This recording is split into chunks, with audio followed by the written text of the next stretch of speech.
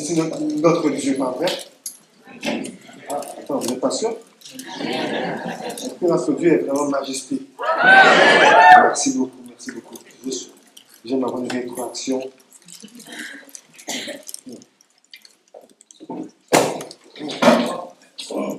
Pardon.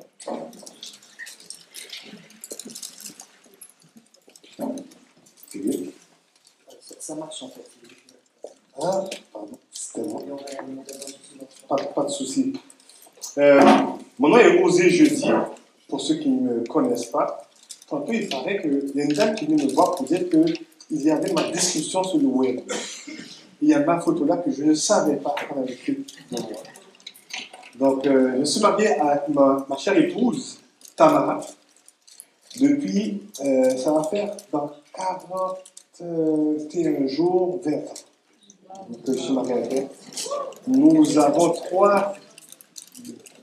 j'allais dire beautiful, mais 3 merveilleux enfants. Mon aîné, Lydia, est de 18 ans, mon fils de 16 ans, et ma dernière fille de 14 ans. Donc, on est plein dans toutes les hormones. Mais ils sont merveilleux. Donc, mais dans tout ça, il faut que je fasse une confidence. On parle d'anxiété, pas vrai? Je vais commencer par une de moi un petit peu. Je suis devant vous avec un peu d'anxiété. Parce qu'il y a 24 heures, je n'étais pas sûr que je pouvais être devant vous. Donc, si vous venez me voir, sachez de garder une distance avec moi. Quand j'ai un virus que je ne voudrais pas que vous chopiez à cause de moi. Donc, je ne serre pas la main, je ne fais pas la bise. Pas parce que je ne veux pas vous aimer, au contraire, parce que je vous aime. Je ne veux pas que vous soyez malade et que vous soyez comme moi pour rire à la toilette. Donc j'ai un peu d'anxiété. Comment que je vais gérer ça, par contre? Voilà, c'est ça qu'on va voir. On va voir. Est-ce que je vais aller vers une fuite, vers une dépendance? Ou bien je vais me confier en Dieu comme Matthieu nous a parlé cet avant-midi. On a plusieurs choix. Et c'est vrai. Mais je peux vous dire que Dieu m'a encouragé. Je vais juste vous dire pourquoi. Avant que je commence, vous avez chanté un chant. Vous avez commencé la journée à 9 h ce matin avec un chant qui est sensible pour moi. Très sensible. Béni soit ton nom l'Éternel. Béni soit le nom de l'Éternel. C'est un chant qu'on a chanté, ma femme et moi, pendant plusieurs fois, chaque fois qu'il y a eu des fausses couches. Il y a eu 4 fausses couches. Donc, elle est en fait 7 fois. Dans ce chant que je connais très bien, qui vient me chercher en plein milieu. Et vous l'avez chanté. Ça m'encourage. Et puis, vous avez fini le 4e chant par, est-ce que vous vous rappelez? Il me gardera. C'est moi qui l'ai compris. Donc, je peux remettre ma crainte dans les mains du Seigneur. Je n'ai pas besoin d'aller vers la dépendance, aller prendre un verre de rhum ou 2, 3 pour pouvoir être devant vous. Même si j'ai pris un verre de anis pour pouvoir aider mon estomac, mais ce n'était pas une fuite, c'était plus comme pour garder mon estomac. Donc, les personnes qui souffrent de l'anxiété, savez-vous qu'ils sont probables d'aller vers une dépendance? Êtes-vous conscient de cela? Est-ce qu'on est conscient? Il existe un lien entre le circuit de l'anxiété, comme Matthieu a dit, et le lien de la récompense. Ce qu'on va voir un peu en technique ensemble, je vais essayer de lire pour ne pas trop m'égarer, comme ça je vais pouvoir aller à la partie la plus importante. Donner un exemple biblique de comment on peut gérer cette anxiété-là au lieu d'aller vers une fuite. Un des tests que j'aime beaucoup et que j'aimerais que vous encouragiez à l'avoir, à le considérer quand vous allez vivre une anxiété comme je vis aujourd'hui ou hier dans la voiture, en venant ici. Priez pour mon frère William qui a chopé mon virus. Donc, elle n'est pas proche de lui, okay? Lui non plus. Il a pris quand il était dans la voiture, donc c'est très contagieux. Okay? Donc, Matthieu nous a parlé de différentes pathologies. Il y a quelques-uns que j'ai mis, les troubles anxieux, la crainte des hommes, le trouble obsessionnel compulsif qu'on va voir tantôt dans l'atelier, qu'on va parler plus en détail, technique, et qu'est-ce qu'on peut faire. 5 étapes, comment intervenir avec ceux qui souffrent avec ce tel trouble. Donc ça, c'est lors de l'atelier. Et les troubles alimentaires. Mais il y a beaucoup d'autres. La liste de Matthieu est beaucoup plus complète. Et il y en a encore d'autres. À peu près à chaque fois qu'il fait un DSM, qu'il met à jour, ils ajoutent. Parce que le trouble alimentaire est un vrai, on le vit tous. Qui pourrait me dire qu'il ne souffre pas? Tout le monde souffre alors. Qui n'a jamais eu peur de quelque chose? Ok, on est tous dans le même bateau. Donc, est-ce que c'est arrivé déjà pour vous que votre jugement, vous savez qu'il était erroné, que votre peur était erronée? Non? Oui? Merci de répondre. Okay. Donc, quand notre jugement est erroné, il faut se poser la question, est-ce que c'est un péché? Est-ce qu'il y a quelque chose? Comment que je réagis à cela? Et j'aimerais vous démontrer un petit diagramme pour évaluer qu'est-ce qu'on fait. Suite à un danger réel ou une perspective de danger, pas qu'il y a un danger, mais on croit qu'il y a un danger, en général, il y a une peur qui est ressentie. À tort ou à raison, mais on ressent une peur. Êtes-vous d'accord avec moi? Donc, ceux qui ont l'anxiété peuvent facilement réagir par de la fuite. Donc, vouloir engourdir cette souffrance, vouloir chercher une satisfaction pour apaiser cette anxiété, cette peur-là qu'on vit. Donc là, ce qui va amener une sensation de récompense, ce qu'on va voir plus tard, en détail un petit peu. Mais il y a aussi une autre option, qu'on combat avec la vérité, cette peur-là, qu'on se pose les bonnes questions, pour pouvoir avoir ce que Paul dit, une paix indescriptible. Philippiens 4, 6 et 7 nous dit, ne vous inquiétez de rien, mais en toute chose, faites connaître vos besoins à Dieu par des prières, des supplications, avec des actions de grâce. Et la paix de Dieu qui surpasse toute intelligence, donc on ne peut pas vraiment comprendre, gardera vos cœurs et vos pensées en Jésus-Christ. Waouh! Quelle promesse! Est-ce que cette promesse-là, on la prend avec nous et qu'on la considère comme vraie? Et j'aimerais vous dire que c'est important ça. Maintenant, est-ce que toutes les dépendances sont péchés? Matthieu vous a parlé, est-ce que l'anxiété est toujours un péché? Êtes-vous convaincu que ce n'est pas toujours? Est-ce qu'il vous a convaincu?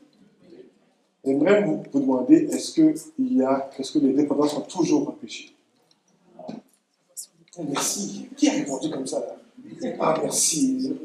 J'apprécie. Donc, il y a 2 variables que j'aimerais vous proposer pour évaluer si une dépendance est un péché ou non. Est-ce que l'objet de la dépendance est péché? Est-ce que mon objet, l'alcool que je prends, ou le sucre, est-ce que c'est un péché? Est-ce que la drogue que je prends, est-ce que je prends de la cocaïne, est-ce que c'est un péché? Qu'est-ce que je prends? Est-ce que c'est un péché devant Dieu? La deuxième question, un peu plus minutieuse, est-ce que la nature du lien de dépendance nuit à ma dépendance à Christ? Je ne veux pas prendre pour acquis que vous êtes tous des enfants de Dieu. Si vous ne l'êtes pas, je vous encourage à considérer le beau salut que Dieu donne, de mettre la confiance en Christ seul. Pour ceux que Christ est votre maître et que vous êtes esclaves de Christ, est-ce que la nature de la dépendance nuit à votre dépendance à Christ? Maintenant, quel exemple on a qu'une dépendance peut être bonne? Pardon? Ah, la prière. Ah, ok, merci. Quoi d'autre? L'oxygène. Oh, l'oxygène. Merci, madame. La nourriture, oui. Un traitement, oui. Il y a des traitements qu'on pourrait. À Dieu, qui a dit à Dieu? S'il y avait un sirop d'érable, je vous aurais donné. Ok? On est dépendant à Dieu. Donc j'aimerais vous dire qu'il y a des dépendances qu'on est dépendant de certaines choses, sinon on ne serait pas ici. Donc dépendant à Dieu, la nourriture, l'oxygène.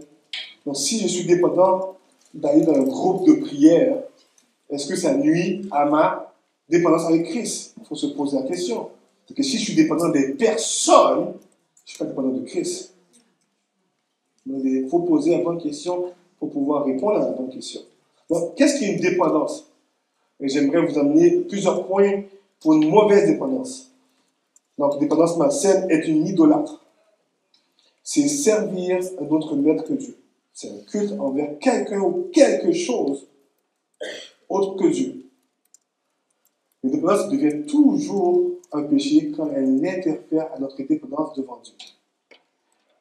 Il y a aussi, toute dépendance n'est toutefois pas un péché, comme on a vu, comme on a parlé. Et une dépendance est actuellement à plusieurs composantes. Physique, spirituelle, mais aussi notre volonté, nos pensées, qu'est-ce qu'on affectionne, qu'est-ce qu'on veut. Le péché est à la fois un choix et un esclavage. C'est pour ça que je vous ai dit esclave de Christ ou esclave de péché. Donc, une dépendance, j'aime beaucoup le terme esclavage. Le mot dépendance n'est pas dans la Bible. Mais on est esclave de Christ ou on est esclave de notre péché. Donc, selon Calvin, j'aime beaucoup cette phrase-là, il dit que nous sommes des usines de désirs, de bons et de mauvais désirs. Donc, il y a un désir non rempli et douloureux qui se passe. Nous croyons beaucoup au mensonge de l'ennemi. J'aime dire que nous sommes nos meilleurs menteurs. Nous savons comment passer à travers nos propres barrières. Dans le terme plus informatique, on laisse toujours une porte arrière de secours qu'on peut rentrer. Ce qu'on dit un backdoor. Une façon pour aller satisfaire notre vrai désir, ce qu'on aime beaucoup. Nous désirons souvent, comme chrétiens, une transformation de comportement. Donc, imaginez que vous avez un enfant que vous aimez beaucoup, mais qui prend de la cocaïne. Vous espérez vraiment pour l'enfant qu'il arrête de consommer la cocaïne, pas vrai? Tout le monde est d'accord? Mais est-ce que son cœur va être transformé? Alors, parfois, on va mettre beaucoup d'accent à ce qu'on voit, parce que ça nous fait mal, mais on ne met pas d'accent sur son cœur. Il faut faire attention quand on veut aborder une dépendance. J'aime beaucoup la Bible. Qui aime beaucoup la Bible? Il y a des gens qui n'ont pas la verre.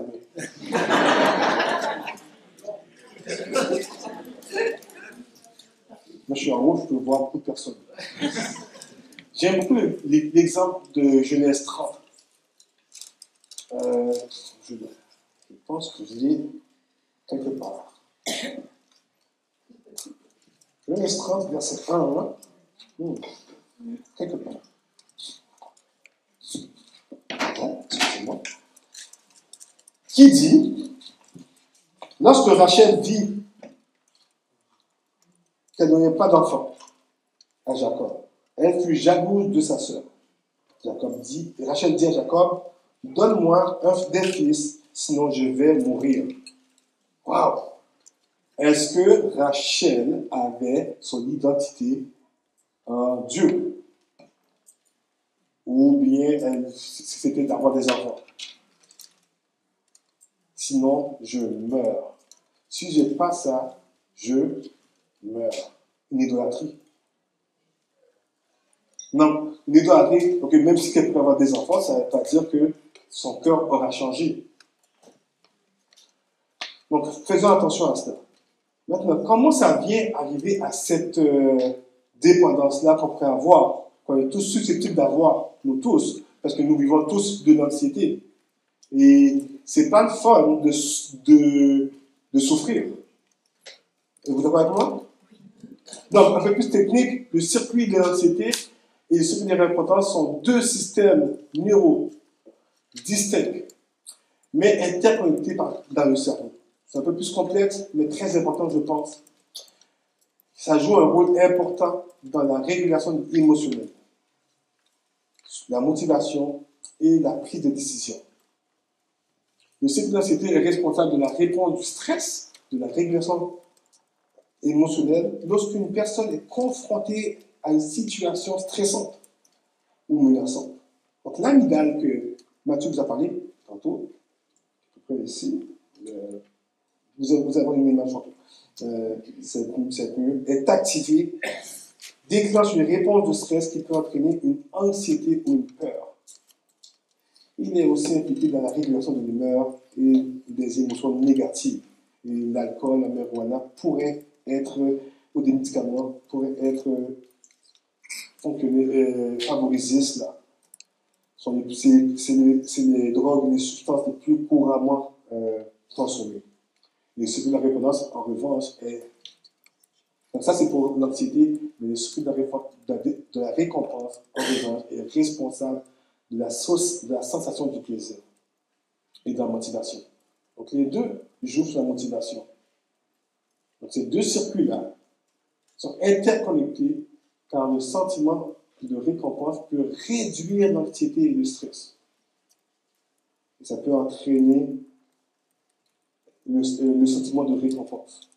Certaines études ont démontré l'activation du circuit de récompense qui peut réduire l'anxiété chez les personnes souffrant de troubles anxieux. D'autre part, les niveaux élevés de stress et d'anxiété peuvent réduire l'activation, ce qui peut rendre difficile d'aider quelqu'un qui a une dépendance suite à l'anxiété. Très difficile. Comme c'est le cas avec l'hippocampe, l'organe de la mémoire, la plupart des voies nerveuses qui entraînent dans l'amygdale sont couplées à des voies qui en sortent. L'une de ces voies de sortie s'appelle, je vais lire, amygdalo-fugale ventrale. Je ne sais pas pourquoi tu vas utiliser un gros mot comme ça, mais ça joue un rôle important dans la fonction associative de la peur conditionnée.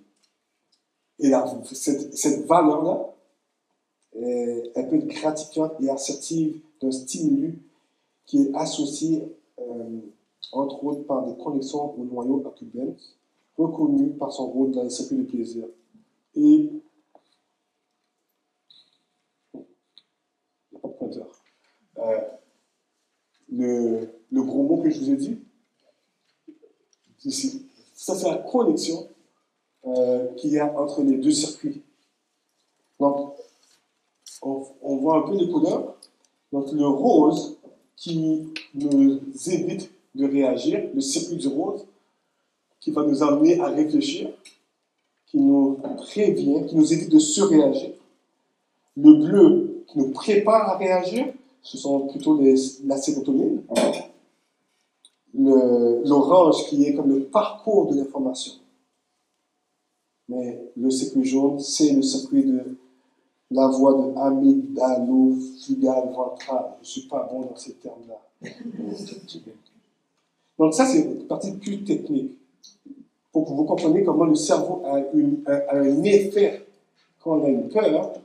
Quand on veut rechercher une satisfaction, la plupart des gens n'aiment pas souffrir. Moi, le premier. Quand notre cher collègue est décédé, c'était difficile. Et puis, quand on savait que tout le temps qu'elle passait, qu'il fallait la remplacer, l'anxiété a monté.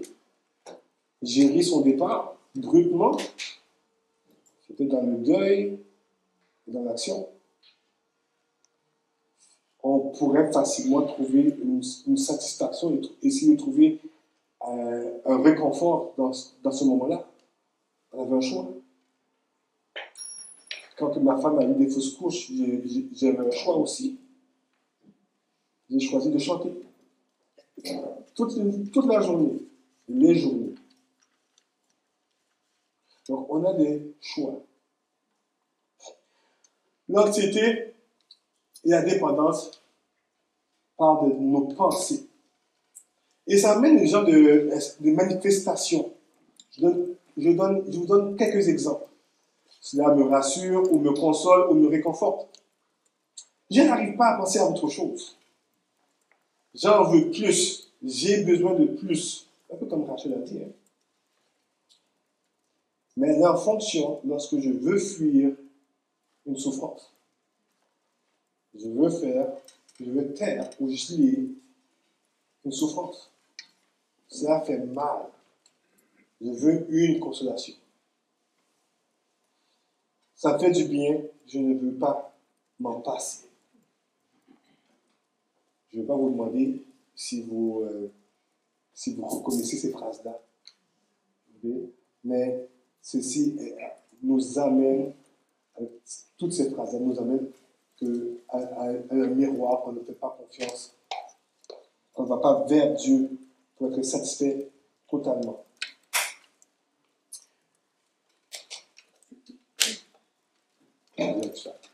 Ok, le point le plus important que j'aimerais avoir un suivi.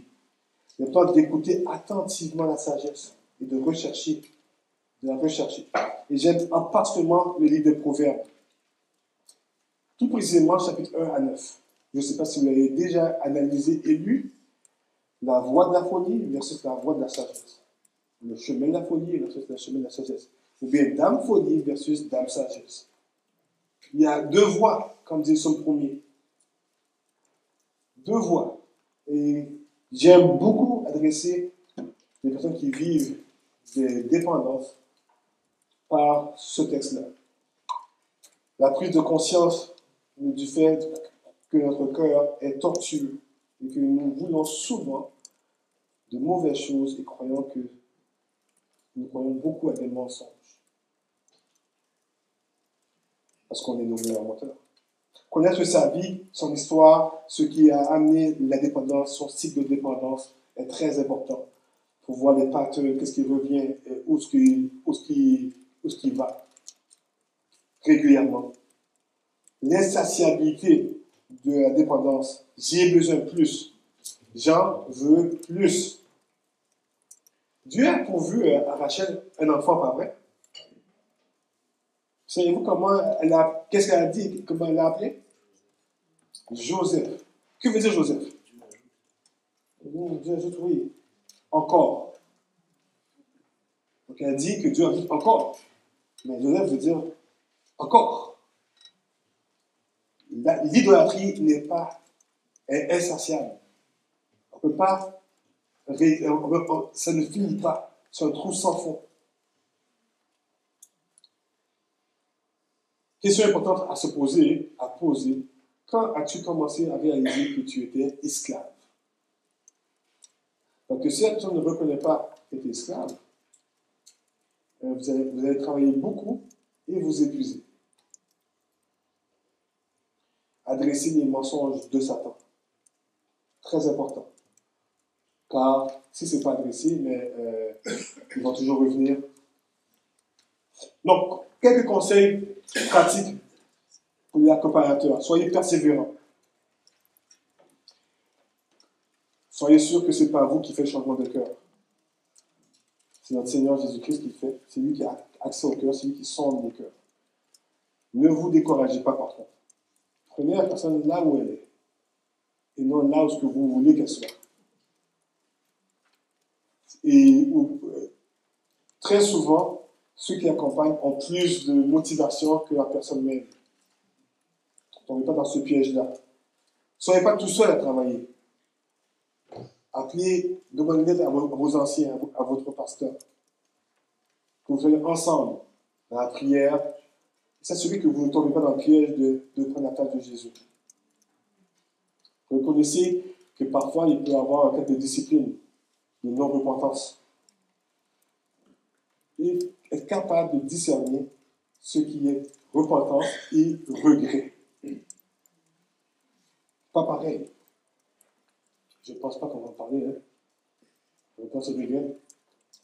Très rapidement, repentance par rapport à Dieu, le regret par rapport à avoir été pris. Il y a une différence.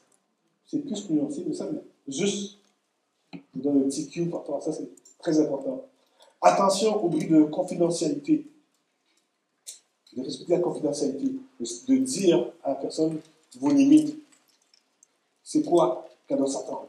Comme ça, quand elle va s'ouvrir, elle va savoir dans quel cadre qu'elle s'ouvre.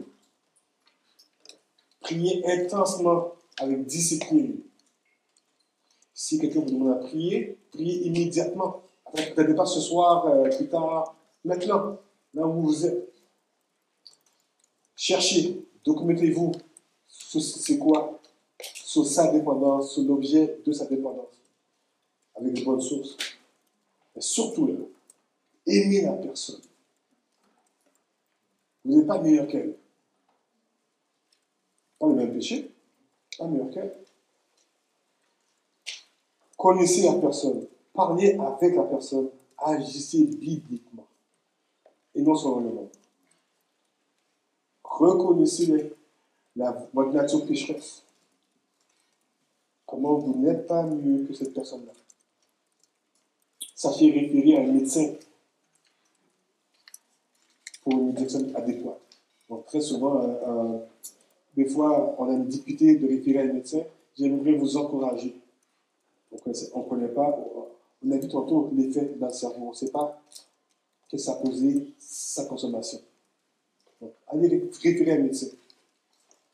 De ce que je cherche en France, ça coûte $0, pas vrai? Référez, allez-y. Si vous êtes capable, allez avec la personne. Allez avec elle, voir le médecin. Si la personne a des problèmes avec la médication, dites-lui que, osez jeudi, a des lunettes. Et osez jeudi, a des lunettes, sinon, il va devenir irritable très rapidement. Parce que mes yeux travaillent plus si je n'ai pas mes lunettes. C'est un médicament. Imparfait. Avec c'est pas parfait. Je ne vois pas vraiment parfaitement comme que j'aurais voulu vous voir. C'est pas précis. Mais ça m'aide à servir mon Dieu. Et j'aimerais vous encourager à ça.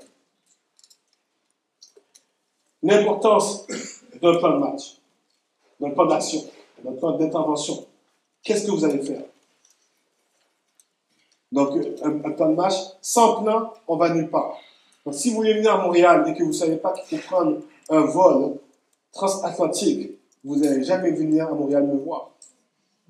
Pas vrai? Vous allez rester en Europe, en France. Il vous faut aller réserver un billet, aller à l'aéroport et arriver à Montréal et m'appeler pour venir vous chercher. Il faut un plan. De même titre, il faut un plan aussi pour adresser le combattant.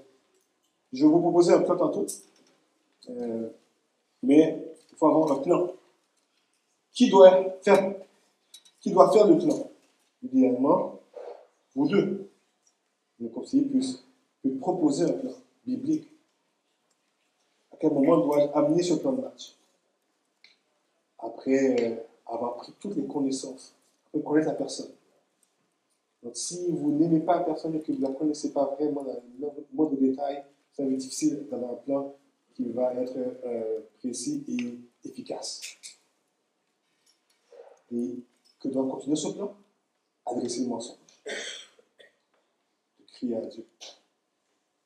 Voir comment Dieu voit ce combat-là. Qui doit connaître le plan?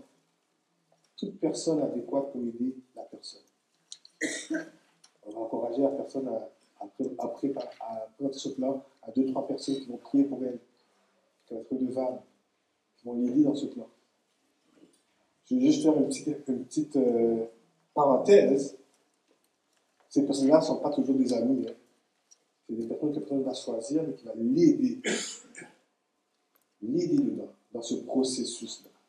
Donc parfois, ce n'est pas nécessairement quelqu'un qu'on est proche, c'est quelqu'un qu'on sait qui va nous aider de nous faire construire en Christ.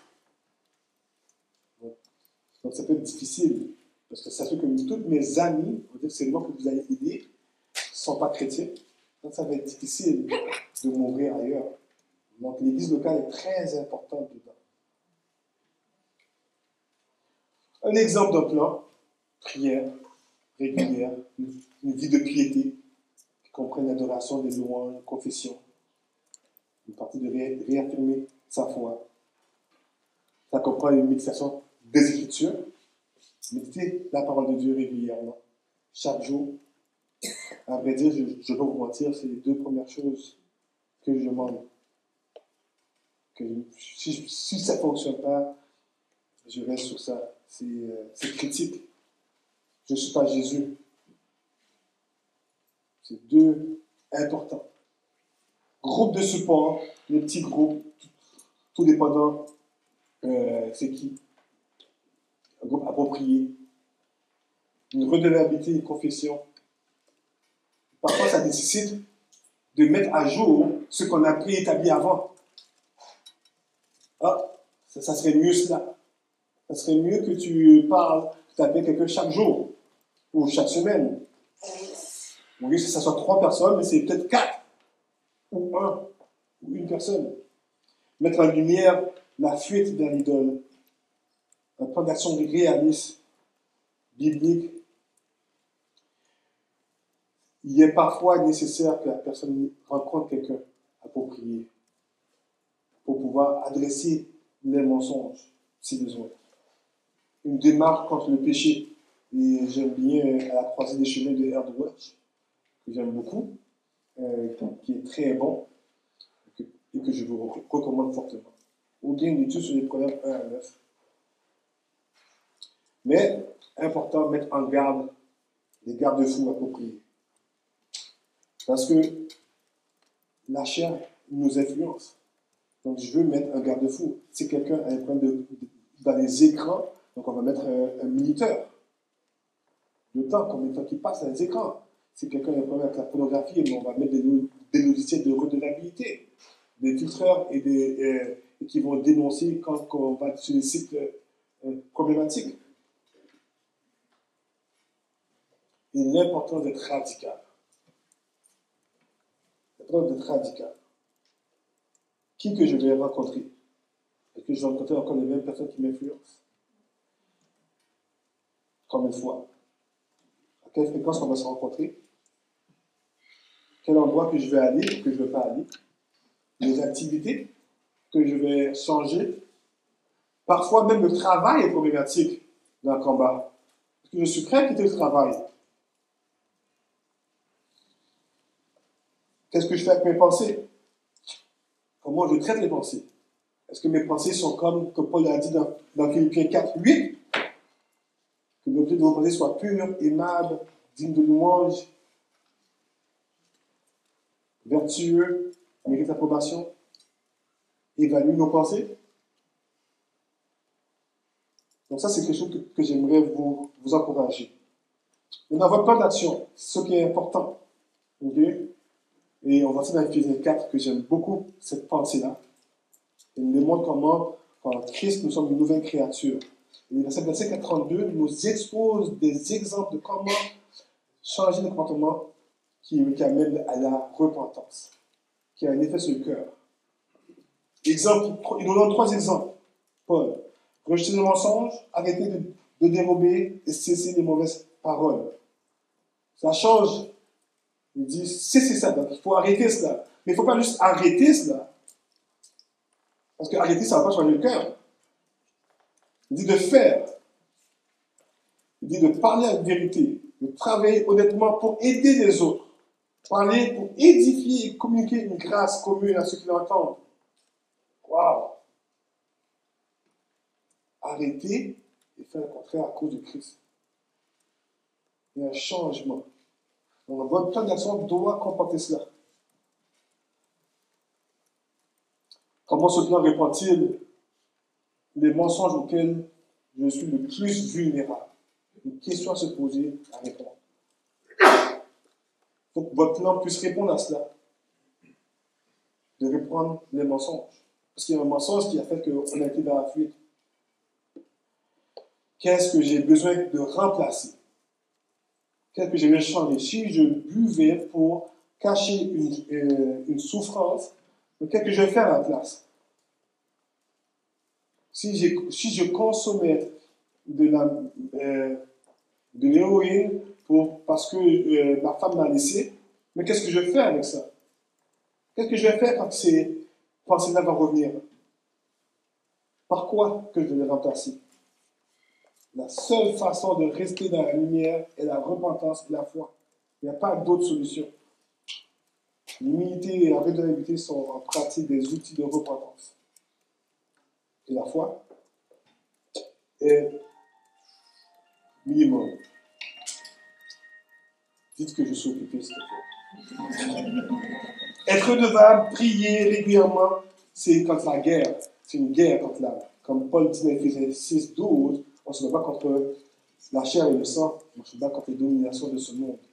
C'est un combat spirituel qui implique le corps. Donc, j'arrive au moment que j'aime le plus. Comment gérer cela pour pas qu'on aille dans la fuite? J'aimerais aller dans un texte de la vie de Josaphat avec vous. Josaphat est un roi qui aimait l'Éternel. Non, comme je suppose, si vous êtes un enfant de Dieu, vous aimez l'Éternel.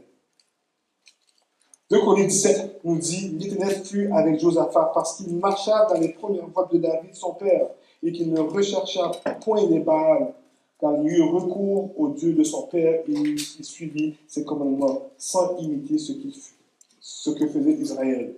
Waouh, un bon roi, hein? Très bon roi. Il recherche l'Éternel et non les Baals. Chapitre suivant, chapitre 18, par contre, il est allé avec le roi d'Akab, le roi d'Israël, se battre comme un seul peuple avec lui. Il a failli mourir là, mais il a crié à l'Éternel. Mais par contre, au chapitre 19, Josaphat, roi de Juda, revint en paix dans sa maison à Jérusalem après la guerre. Et Jéhu, fils de Anaï, le prophète, alla au-devant de lui et lui dit au roi Josaphat, doit-on secourir le méchant et aimes-tu ceux qui haïssent l'Éternel? À cause de cela, l'Éternel est irrité contre toi, mais il s'est trouvé de bonnes choses en toi, car tu as fait disparaître du pays les idoles et tu as appliqué ton cœur à chercher Dieu. Josaphat a fait des erreurs. Comme nous. Êtes-vous d'accord? Il adore Dieu, il loue Dieu, il veut, il cherche. Il a fait des réformes après ça, de justice. Donc on voit un roi qui cherche l'Éternel. Mais il arrive une situation au chapitre 20. Situation un peu critique. Et j'aimerais vous l'emmener ensemble, qu'on puisse lire ensemble. 2 Chroniques 20, on va lire 1 à 23. Après cela, donc après toutes les réformes qu'il a faites, les fils de Moab, les fils d'Ammon, et avec eux les Moabites, marchèrent contre Josaphat pour lui faire la guerre.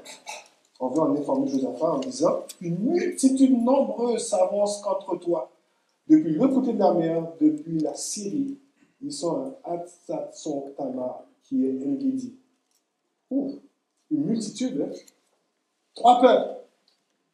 Une multitude vient contre Josaphat. Auriez-vous peur, vous? Verset 3, ça nous dit, dans sa frayeur, donc c'est un mot similaire à craindre, c'est le même mot pour craindre, mais lui second et la colonne l'ont traduit par frayeur. Bon, c'est le même mot qu'on a vu ce matin. Dans sa frayeur, Josaphat se disposa à chercher l'Éternel.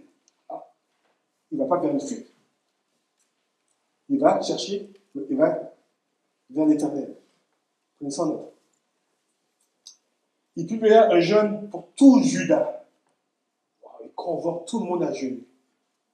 On voit quelqu'un qui recherche l'Éternel et on voit qu'il ne va pas vers la fuite. Il est anxieux, hein? Êtes-vous d'accord avec ça? Est-ce que vous pouvez vous imaginer? Vous êtes dans votre maison et 3 grandes familles viennent pour vous déloger de votre maison. Là où vous êtes en sécurité. Judas s'assembla pour invoquer l'Éternel et l'envoie de toutes les villes de Juda pour chercher l'Éternel. Josaphat se présenta au milieu de l'assemblée de Juda et de Jérusalem dans la maison de l'Éternel devant le nouveau parvis. Et il dit, verset 6, là, prenez attention à sa prière. Éternel Dieu de notre Père, N'es-tu pas Dieu dans les cieux? Et n'est-ce pas toi qui domines sur tout le royaume des nations? N'est-ce pas toi qui as en main la force, la puissance et à qui nul ne peut résister? Waouh! On dirait que Dieu est en train de rappeler qui est Dieu là. Il ne faut pas oublier, c'est dans sa prière qu'il prie. Hein? Et dans sa prière, il se rappelle qui est Dieu. C'est important. Notez ça aussi. Okay. Verset 7.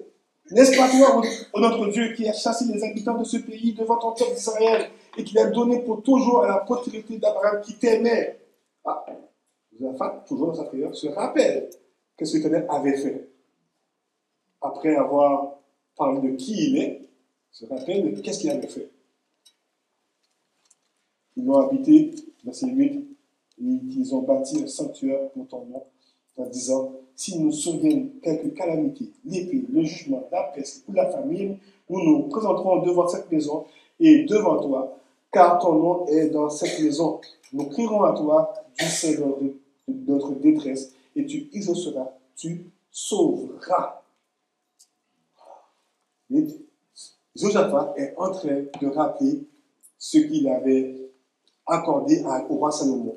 Dans 2 Chroniques 6, qui avait dit cette prière-là à Dieu, que Dieu avait accordé par sa présence. Une forte nuit. Josaphat rappelle la promesse de Dieu. Verset 10.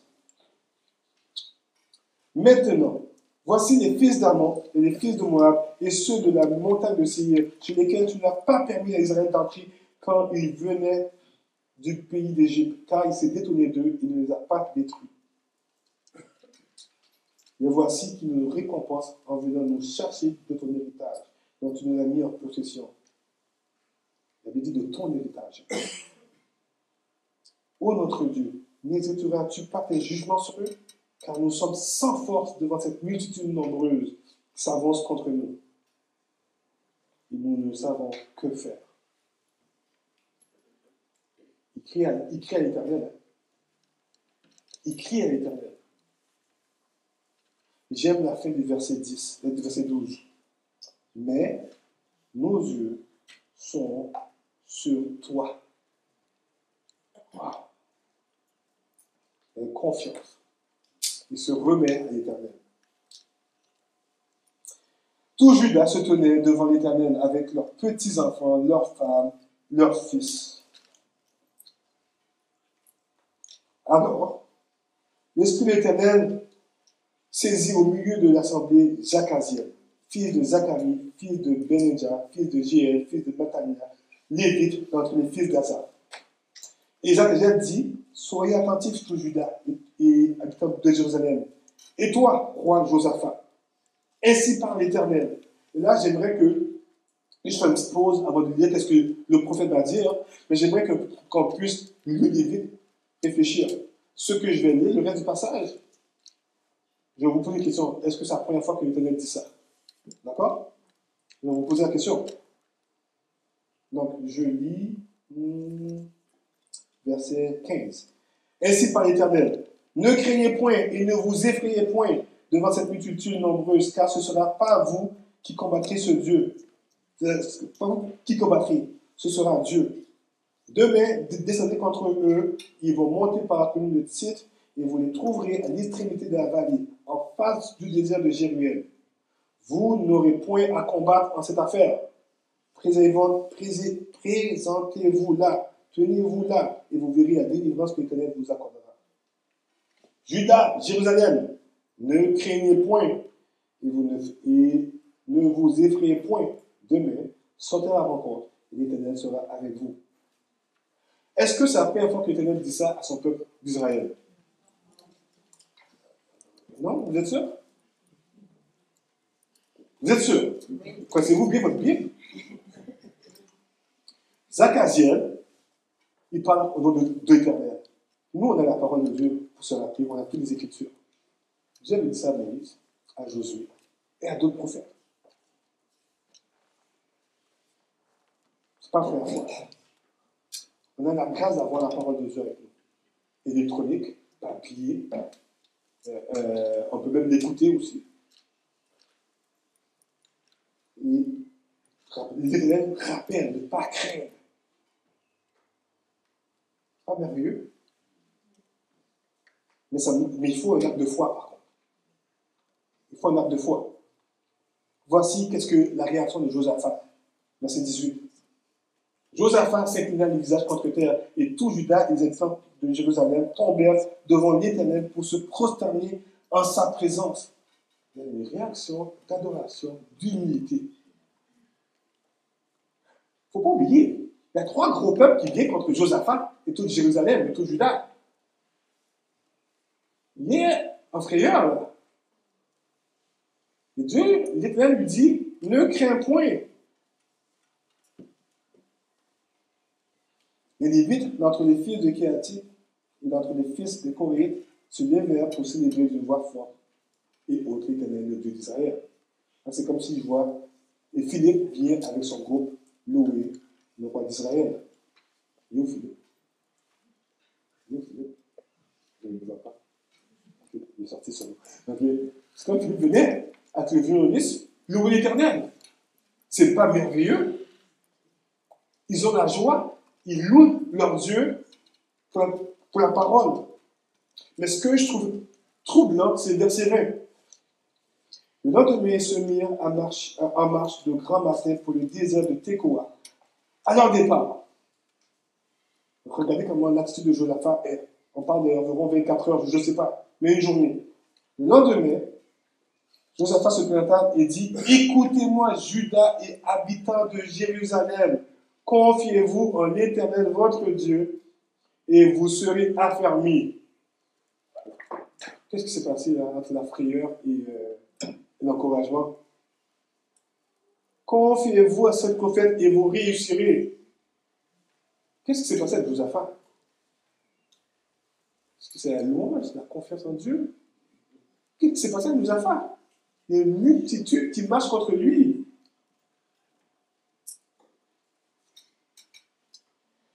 Verset 21. Puis, d'accord avec le peuple, il nomma des chantres qui, revêtus du ornement sacré, marchant devant l'Éternel, célébraient l'Éternel et disaient, louez l'Éternel, car sa miséricorde dure à toujours. C'est quel psaume qui répète ça? 136. On dirait qu'ils ont chanté le psaume 136. Mais le problème, c'est qu'ils ont mis les chanteurs devant l'armée. Est-ce que c'est logique? Dites-moi, est-ce que c'est logique? Quand tu vas en guerre, oui, ton Dieu t'a dit, va, ok, va, ne crains pas, ok, d'accord, mais toi, mets tes gros gars devant, il faut encourager les autres derrière. Non, mais pour de vrai, tu mets tes meilleurs, parce que si tu mets les faibles devant, mais les autres ils vont courir, ils vont perdre le courage. Non, mais c'est vrai, c'est statique de guerre. Je ne sais pas qui joue à risque ici. Ok, moi je joue à risque et puis je mets mes plus gros, mes frontières, mes plus gros bataillons devant à la frontière.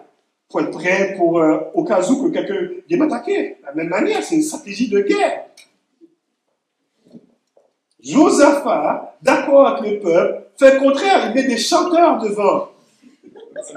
Parce que quand si Philippe vient avec, je dis ton nom, c'est quoi ton nom? Avec David, qui joue comme ça, oui, comme ça, devant. Et les gars, venez, ça fait pas de sens. C'est illogique. Est-ce que Dieu est capable de faire quelque chose d'illogique dans son plan? Il a demandé de créer, mais Josaphat, il est fou là. Il est fou de foi, de confiance en l'Éternel. Donc ça se pourrait qu'on vous dise que vous êtes fou, parce que vous mettez une confiance en l'Éternel. On parle d'une vraie menace, on ne parle pas d'une menace qui n'est pas vraie, comme Matthieu nous l'a montré, mais deux menaces. Une qui était vraie et une qui n'était pas vraie. On parle d'une vraie menace là. Il met des chanteurs devant. Comment la louange nous affecte. Il faut que je vous dise versets 22 et 23.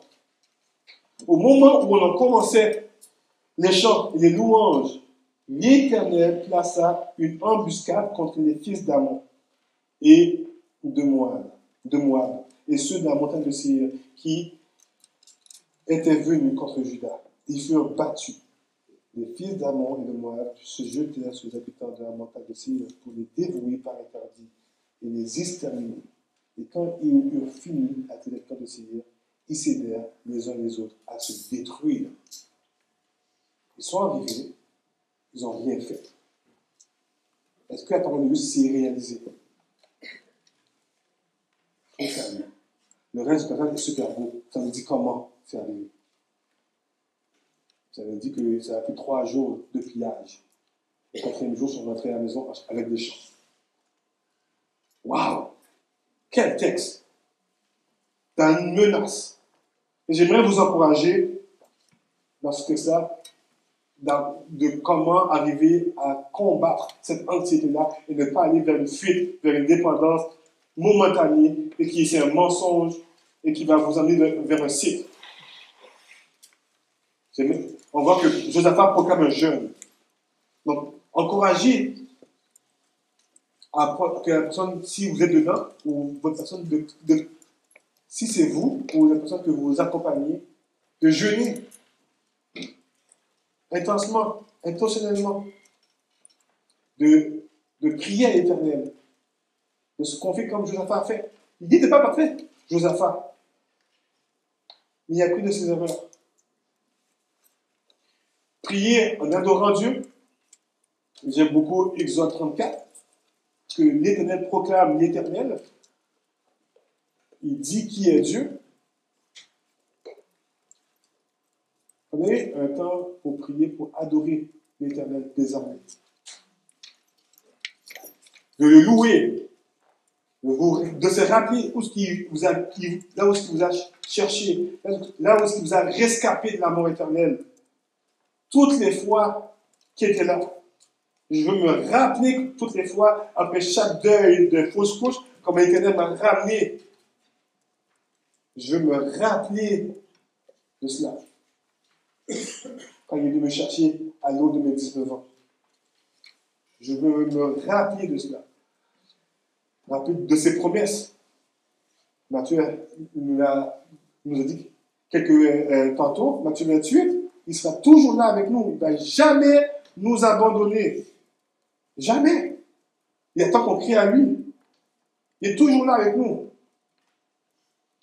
Renouvellement de confiance. Et j'aime beaucoup. Nos yeux sont sur toi. Rappel. C'est comme, on te suit, on t'attend. L'Éternel répond. Il répond quoi? Ne fais rien, aie confiance. Donc, Josaphat, il est un peu fou. Mais j'aimerais vous encourager à être un peu fou comme Josaphat. Parce que, qu'est-ce qu'il fait? Josaphat s'humilie et chante à l'Éternel.